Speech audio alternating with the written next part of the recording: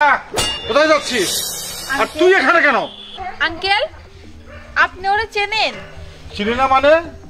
ও আমার ছেলে। ছেলে মানে? আমি তো কিছু বুঝতেছি না। ও আপনার ছেলে? শোনো, আমি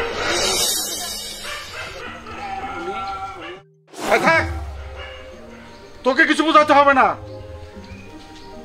জানো, আমি ওর বাবা। এই, আমি দারোয়ান, আমাকে পরিচয় দিতে তোর ঘৃণা বোধ হচ্ছে?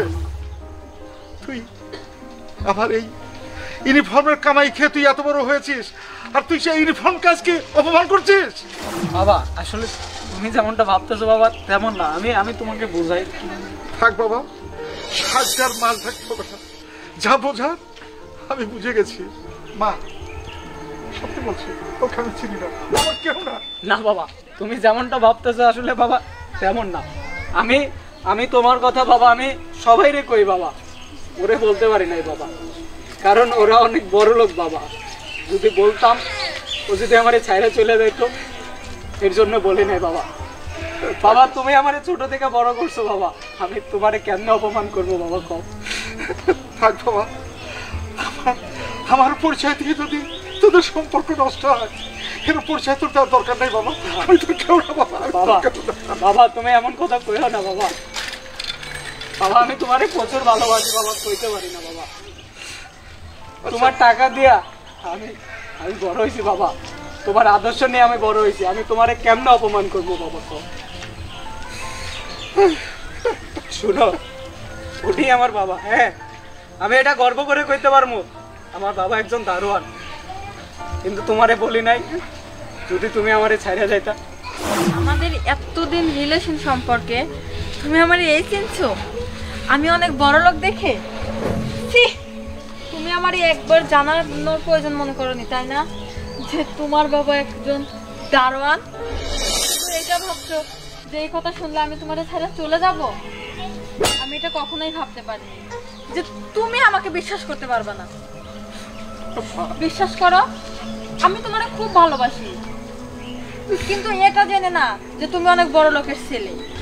তুমি আমাদের সত্যিটা বলতেই পারতে, দেখতে যে আমি কি করি, একবার তো বিশ্বাস করতে পারতা, বলো? কিন্তু না, তুমি তো সে বিশ্বাসটুকু আমার রাখতে পারো না, তাই না? কারণ তুমি আমাকে বিশ্বাসই করতে পারো না, কারণ আমি বড় লোকের মেয়ে দেখে। তুমি যেটা ভাবতেছো সেটাও না, হয় না? আমাকে মতো সমাজের অনেক মানুষ আছে যারা হাই লেভেলে আছে, গরিবদের গরিব মনে করে না। তাই আমি এই পোশাক, আমি এই ভেষ ধরছি শুধু তোমাকে মতো বড়লোক মাইয়া পটানোর লাগে। তাকে বিয়ে করে আমি সুখে থাকি। কিন্তু বাবা, আমি কোনোদিন তোমারে অপমান করি নাই বাবা, তুমি আমারে বলবোই না বাবা। আর তোমারে আমি মন থেকে ভালোবাসি, তুমি আমারে ভুল বুঝো না। কিন্তু তুমি আমার বিশ্বাস রাখতে পারো নাই। তুমি আমার কাছে সত্য কথাটা লুকাইছো যে তুমি একটা দারোয়ানের ছেলে। মানে তোদের পথের কাটায় থাকতে চাই না মা। আমি আজকে দারোয়ানের চাকরি ছেড়ে দেবো। না না আঙ্কেল, আপনি কেন আমাদের পথের কাটা হবেন? পথের কাটা তো আসলে কেউই না, কিন্তু আপনার ছেলে একটা ভুল করছে আমার কাছে, সে সত্যিটা আমার কাছে বলে নাই, বুঝছেন? এটাই হলো তার অপরাধ। শিমলা, তুমি আমারে মাফ করে দাও শিমলা। আমি অনেক বড় অপরাধ করছি, এটা আমি মানতাছি, কিন্তু তুমি ক্ষমা না করলে বাবা, বাবা তুমি ওরে বুঝাও বাবা, আমি ওরে অনেক ভালোবাসি বাবা। আঙ্কেল, আমাকে বোঝাইতে হবে না, আমি তো জানি তুমি আমাকে অনেক ভালোবাসো। আর বিশ্বাস করো, তুমি কোটিপতির ছেলে জেনে আমি তোমাকে ভালোবাসি নাই, আমি তোমাকে আমার অন্তর থেকেই ভালোবাসি। হও না কেন তুমি হচ্ছে দারোয়ানের ছেলে, তাতে কি?